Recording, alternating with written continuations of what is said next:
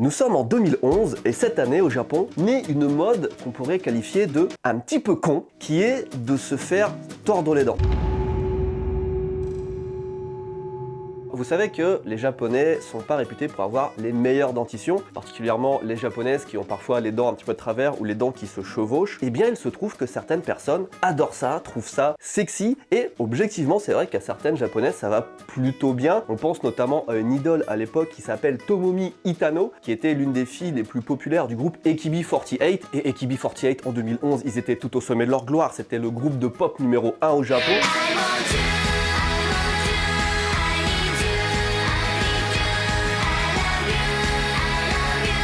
Et certaines jeunes filles qui voulaient ressembler à Tomomi Itano ou d'autres idoles, d'autres stars, ont eu recours à de la chirurgie pour se faire tordre les dents ou pour se faire ajouter une dent un petit peu de travers.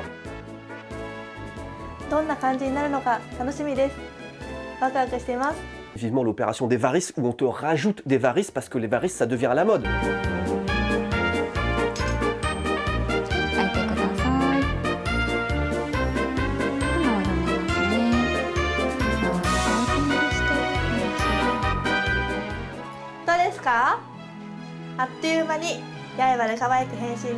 À l'époque, c'était tellement populaire qu'il y a même un groupe de J-pop qui a été créé juste sur ce principe. Les filles du groupe ont été recrutées parce qu'elles avaient les dents de travers. C'était le critère de sélection. Bref, cette mode a un petit peu passé. D'ailleurs, ça n'a pas duré très longtemps. On appelait ça yaeba et maintenant, on n'appelle plus ça, ça n'existe plus. En 2013, naît une autre mode au Japon. Il n'y avait pas encore TikTok à l'époque, mais vous allez voir que même sans ça, les gens étaient déjà cons. Cette mode, c'était de lécher des poignées de porte.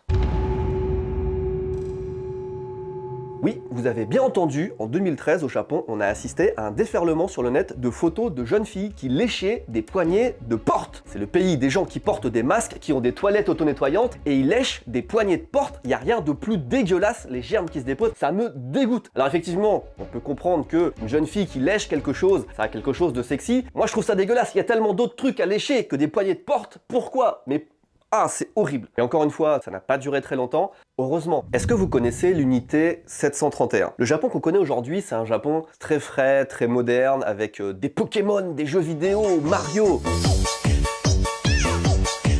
Mais à une certaine époque, il y a genre 80 ans en arrière, le Japon, ce que ça inspirait, c'était pas les Pokémon, c'était plutôt la guerre. Dans les années 30, c'est très simple, la vision qu'avaient les Japonais du monde, enfin surtout de l'Asie, était la suivante. On y va, on prend. Pour le dire en termes pacifiques, les Japonais n'étaient pas très gentils. Et parmi toutes les horreurs qu'ils ont pu commettre, ils ont notamment fait l'unité 731. Qu'est-ce que c'était que cette unité 731? C'était une unité militaire japonaise de recherche bactériologique qui était située près de Harbin dans le nord de la Chine. Tout de suite des photos de moi et Akiko en vacances à Harbin.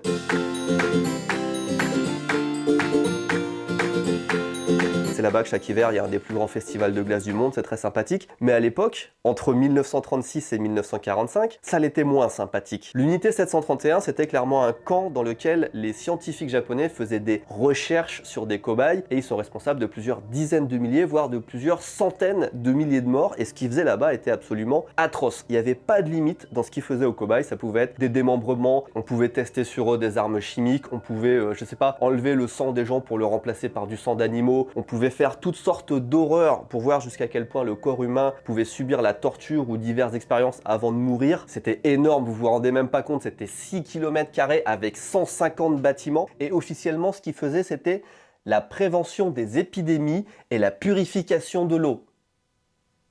Eh bien cet endroit n'existe plus. C'est une bonne nouvelle, non? Heureusement que les Japonais ont arrêté ça. J'ai un chiffre là, alors évidemment, il n'y a jamais de chiffre officiel avant de se faire prendre et brûle tout, etc.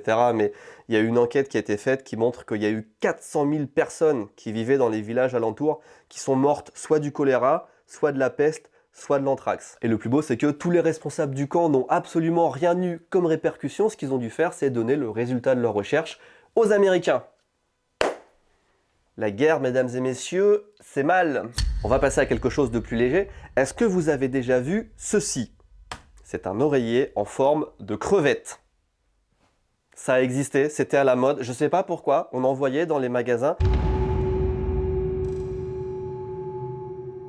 pourquoi les gens veulent un oreiller en forme de crevette. C'est le truc qui pue le plus au monde, la crevette. D'où ça t'inspire le confort, d'où t'as envie de poser ta tête sur une crevette. Je ne comprends pas qui peut acheter ces merdes.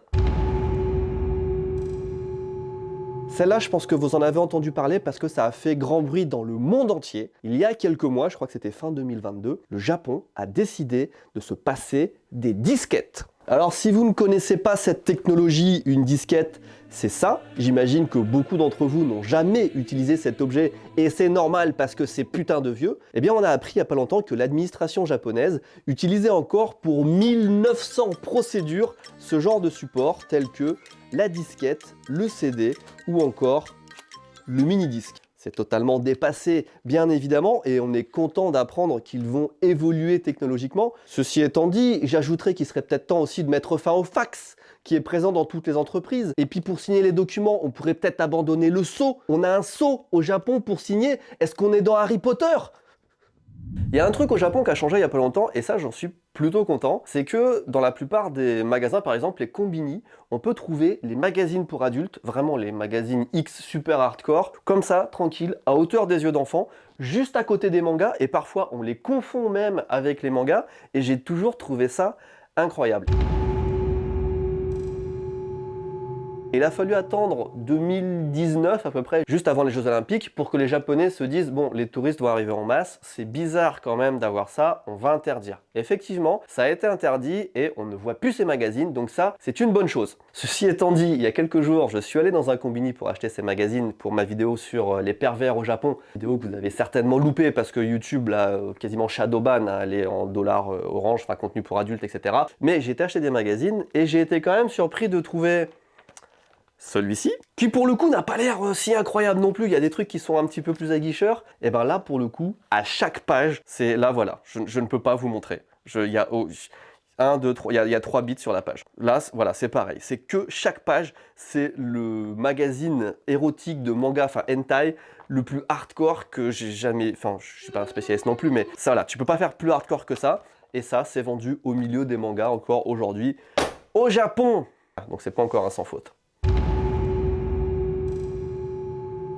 Il y a une affaire qui a fait tellement de bruit ces dernières semaines, et peut-être que vous avez vu passer ça sur Twitter ou sur les réseaux sociaux, le sushi terrorisme. Je vous explique. En fait, il y a une trend TikTok qui se développait qui est d'aller dans des restaurants de sushi. Vous savez, on appelle ça kaiten sushi au Japon. C'est les sushis qui tournent comme ça et tu prends celui que tu aimes bien. Et ben, il y a des gamins qui s'amusaient à, hop, lécher les sushis qui passaient comme ça, ou la vaisselle, etc. Et ça a fait tellement de bruit au Japon, je crois qu'il y a eu 40 millions de vues sur la vidéo, rien que sur Twitter. Bref, toutes les news en parlaient, c'était un scandale, ils allaient faire des micro-trottoirs. Est-ce que vous allez continuer à manger des sushis? Non, plus jamais je n'irai dans cette chaîne de restaurants, je suis dégoûté à vie, etc. La chaîne de restaurants en question a perdu genre 100 millions d'euros en bourse en quelques heures. C'est une catastrophe pour l'industrie du sushi, pour un TikTok.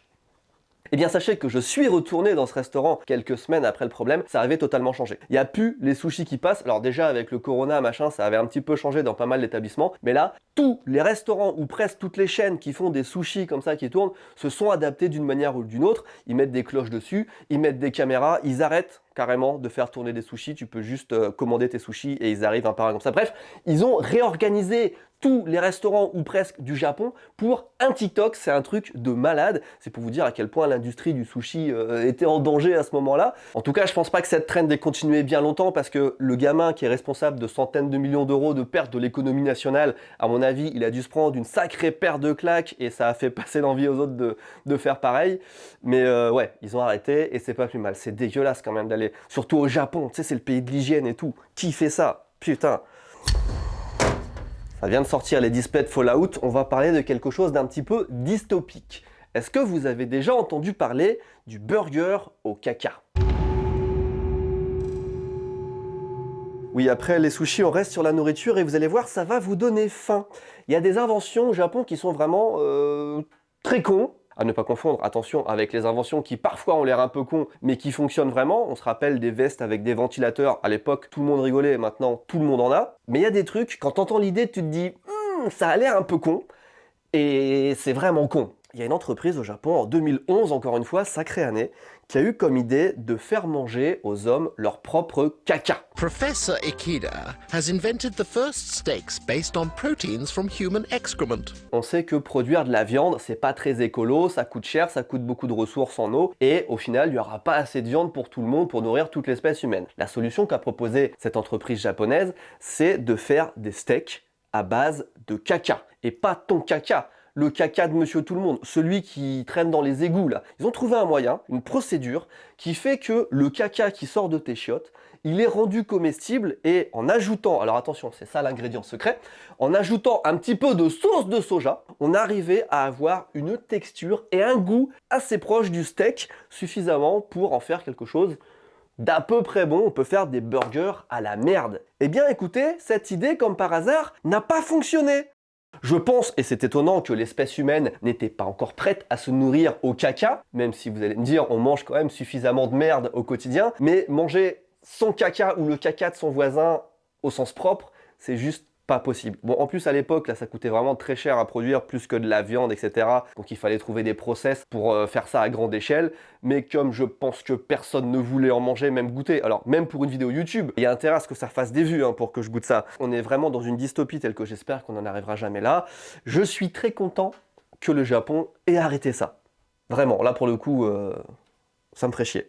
On part sur un top 10 et là on en est au 9e point. Je vais vous parler de remariage pour les femmes japonaises. Jusqu'en 2016, donc c'est assez récent, quand une femme japonaise divorçait, elle devait attendre pour pouvoir se remarier 6 mois. Juste les femmes, pas les hommes évidemment. Et bien en 2016, heureusement, le Japon a arrêté ça. Maintenant, elles doivent attendre uniquement 100 jours. En France, par exemple, il n'y a pas ce genre de truc. Quand tu divorces, ça met 30 jours, je crois, à prononcer définitivement ton divorce. Et une fois que tu es divorcé, tu fais ce que tu veux. Au Japon, non, tu dois attendre encore plus de 3 mois pour une femme avant de se remarier. Et en plus, si une japonaise accouche d'un enfant dans les 300 jours après son divorce, l'enfant est considéré comme l'enfant de l'ex-mari, même s'ils sont plus ensemble depuis des années. Peu importe, d'un point de vue de la loi, si tu as un bébé dans les 300 jours après ton divorce, c'est l'enfant de l'ex-mari. Donc il y a des bails de femmes qui déclarent pas leurs enfants, etc. parce que c'est pas les enfants des ex-maris. C'est un enfer. Tout ça, ce sont des lois qui datent de 1998, donc absolument pas adaptées à la société d'aujourd'hui. Heureusement que petit à petit ça change, première loi en 2016, et puis des petits amendements, etc. Sinon c'est chiant. Une fois que t'es divorcé, putain, fais ce que tu veux, attends pas encore un an avant de... Merde. Dernier point, mesdames et messieurs, je suis heureux de vous apprendre qu'au Japon, le tatouage est légal. Il est légal depuis pas si longtemps, depuis le 17 septembre 2020, quand la Cour suprême du Japon a rendu son verdict et a dit que oui, un tatoueur pouvait tatouer quelqu'un sans avoir de licence médicale. Parce que jusque-là, pour tatouer au Japon, il fallait être un médecin. Donc tous les artistes, tous les tatoueurs qui évidemment n'avaient pas de licence médicale, étaient dans l'illégalité. Alors il y avait des gens évidemment qui faisaient des tatouages au Japon, mais normalement ils n'avaient pas le droit, et du jour au lendemain ils risquaient de devoir leur magasin fermer, ils devaient se cacher un petit peu, ils n'avaient pas pignon sur rue, et tout ça a changé depuis juste 2020. Alors après attention, ça ne veut pas dire que le tatouage est toujours bien vu au Japon, c'est toujours difficile, voire impossible d'aller dans certaines piscines, les onsen, d'être fonctionnaire, d'avoir certaines assurances, etc. Mais c'est quand même un sacré pas en avant. Pour l'histoire, c'est un tatoueur de 32 ans qui à l'époque avait reçu une amende de, on nous dit 1400 $ dans l'article, donc 1000 et quelques euros, pour avoir tatoué sans avoir de licence, et il s'est battu en justice jusqu'à aller à la Cour suprême. Je me rappelle quand j'avais été voir un tatoueur, peut-être que vous avez vu la vidéo, je pense que c'était en 2017, quelque chose comme ça, il nous disait qu'il y avait une procédure en cours qui allait décider si oui ou non le tatouage allait être légal. Et bien c'était celle-là, et le verdict a été rendu en 2020. Venez vous faire tatouer au Japon maintenant si le cœur vous en dit. Heureusement que le Japon a arrêté ça, épisode 2 est déjà en cours de préparation, donc j'espère que celui-là vous a plu parce que vous allez en avoir un autre dans pas longtemps. Merci, des bisous.